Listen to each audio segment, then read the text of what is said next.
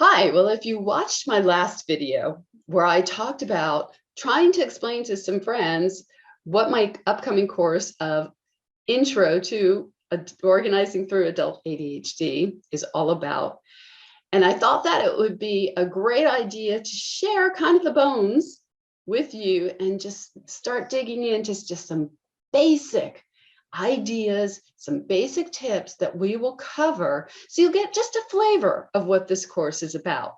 In my last video, we talked about just taking baby steps, breaking tasks, projects, whatever it is, down into just the bite-sized piece so that you can figure out, what do I need to do? What are the steps I need to take to get this accomplished? Particularly because ADHD brains can either come to a screeching halt or spin so wildly out of control, they end up in kind of a meltdown.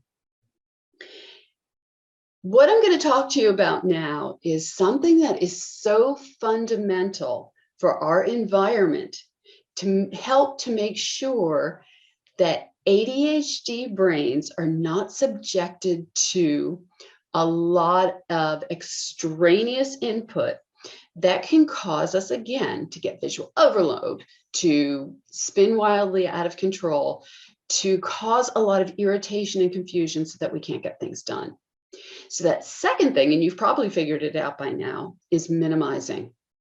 So whether it is minimizing the amount of physical stuff in your space, minimizing the number and the types of things that are on your to-do list or on your calendar, or even minimizing the project steps that you need to do, kind of like what we talked about before in terms of baby steps, so that you can walk your way through the project in a way that's not going to overwhelm you. Take a look at the spaces around you.